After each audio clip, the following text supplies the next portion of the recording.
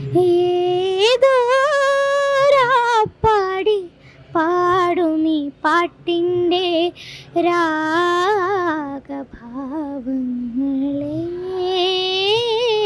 നിങ്ങൾ പാടിയുണർത്തുമീ രാഗതരങ്ങളെ ആരാമമുണരാതെ വരുമോ ഏതോ പാടി പാടുമീ പാട്ടിൻ്റെ രാഗഭാവങ്ങളെ.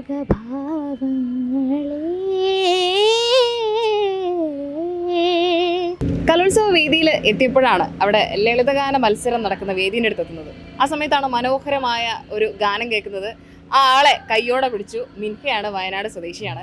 മിൻഹ സംഗീതം തുടങ്ങുന്നത് അച്ഛനിൽ നിന്നാണ്. അച്ഛൻ പാടുന്ന പാട്ടൊക്കെ കേട്ടുകൊണ്ടാണ് മിൻഹ സംഗീതം തുടങ്ങുന്നത്.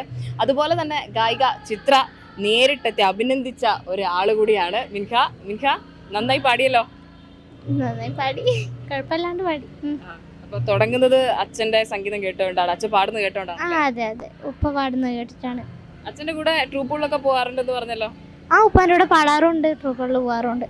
എപ്പോഴായിരുന്നു ചിത്ര ചേച്ചി ഓടി വന്ന് കെട്ടിപ്പിടിച്ച സന്ദർഭമൊക്കെ എന്തായിരുന്നു? അത് പറഞ്ഞാൽ ഞാൻ ഒരു 5-ലും 6-ലൊക്കെ പഠിക്കുമ്പോൾ ആയിരുന്നു ഞാൻ ആ റിയാലിറ്റി ഷോയിൽ പങ്കെടുത്തത്.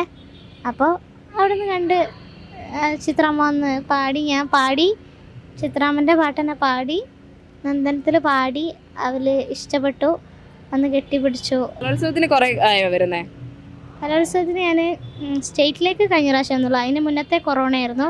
സ്റ്റേറ്റിലേക്ക് കഴിഞ്ഞ പ്രാവശ്യം 3 ഐറ്റം കൊണ്ട് വന്നു, 3നും എ ഗ്രേഡ് ഉണ്ട്. ഇപ്രാവശ്യം ഒപ്പനയ്ക്ക് ഫസ്റ്റ് ഉണ്ട് എന്നാണ് തോന്നുന്നത്, എ ഗ്രേഡും ഉണ്ട്.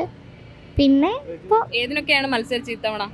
ഞാൻ ഇപ്രാവശ്യം ലൈറ്റ് മ്യൂസിക്കും പിന്നെ അതുപോലെ തന്നെ ഒപ്പനയും. ഒപ്പനയിൽ പാടാനാട്ടോ, കളിക്കാനല്ല, പാടാൻ വേണ്ടിയിട്ടായിരുന്നു. എന്ത് തോന്നുന്നു, മകളിപ്പോ എ ഗ്രേഡ് ഒക്കെ നേടി വിജയിച്ച് നിൽക്കുന്നു? ഒരുപാട് സന്തോഷം. പിന്നെ എന്താ പറയുക, നമ്മളൊരു അഭിമാന നിമിഷമല്ല, നമ്മളൊരു എന്ന് പറയാൻ ശരിക്കും വാക്ക് കിട്ടുന്നില്ല.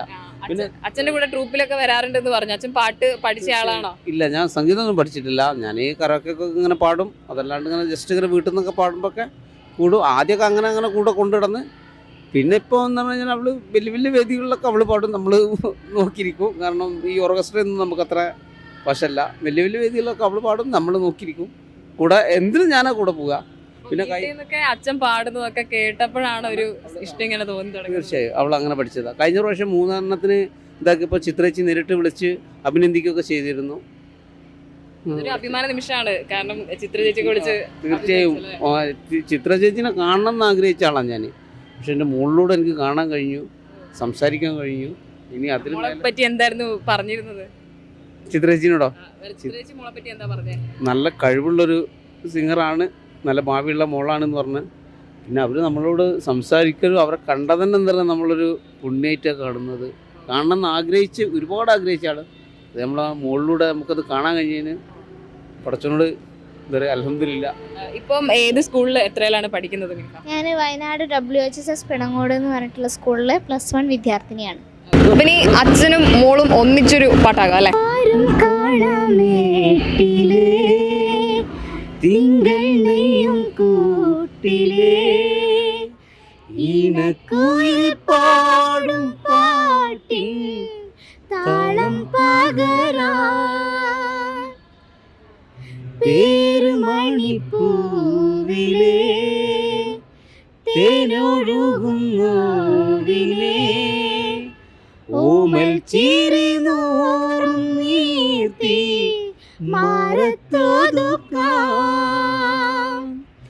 സ്നേഹക്കളിയോടമേറി നിൻ തീരത്തെങ്ങും കാവലായി മോഹക്കോതി വാക്ക് തൂകി നിൻ ചാരത്തെങ്ങും ഓമലായി എന്നെങ്ങും കണ്ണേ നിൻ കൂട്ടായി നെഞ്ചിൽ പുഞ്ചിരി തൂകുന്ന പൊന്നോമൽ പൂരങ്ങ് പൂമുത്തോടെ നീ എറിഞ്ഞ വഴിയിൽ ഞാൻ മഴയായി പെയ്തടി ആരീരാരം ഇടറല്ലേ മണിമുത്തേ കൺമണി. എപ്പം മുതലാണ് മിൻഹ ടീച്ചറുടെ അടുത്ത് സംഗീതം പഠിക്കുന്നത്? മിൻഹ ഏകദേശം ഒരു 4ാം ക്ലാസ് കഴിഞ്ഞ പാടെ തന്നെ വന്ന്. എങ്ങനെയുണ്ട് മിൻഹ? മിൻഹ നല്ല സൂപ്പർ ഗായികയല്ലേ, പഠിക്കാനും പിടിക്കുക നല്ല ആഗ്രഹമുള്ളൊരു കുട്ടി. സംഗീതമായാലും ഏത് വിഷയമാണെങ്കിലും പഠിക്കാനൊരു ആഗ്രഹമുള്ള കുട്ടികളെ നമുക്കൊരു ഇൻട്രസ്റ്റാണ്. അങ്ങനെ ആഗ്രഹമുള്ളൊരു കുട്ടിയാണ്. പഠിപ്പിക്കുന്ന സമയത്തും പെട്ടെന്നൊക്കെ പഠിച്ചെടുക്കും? പെട്ടെന്ന് പഠിക്കും. നല്ല ഷാർപ്പ് വോയിസാണ്. ഏത് സ്ഥായിലേക്കും അനായാസേന കൈകാര്യം ചെയ്യാൻ കഴിവുള്ളൊരു കുട്ടി.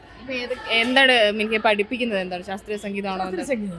ശാസ്ത്രീയ സംഗീതത്തിൽ വരുന്ന ലളിത സംഗീതങ്ങളും ഉൾപ്പെട്ട് പഠിപ്പിക്കും. ഇപ്പോൾ എങ്ങനെയുണ്ടായിരുന്നു കലോത്സവ വേദിയിലെ മിൻഹയുടെ പെർഫോമൻസ്?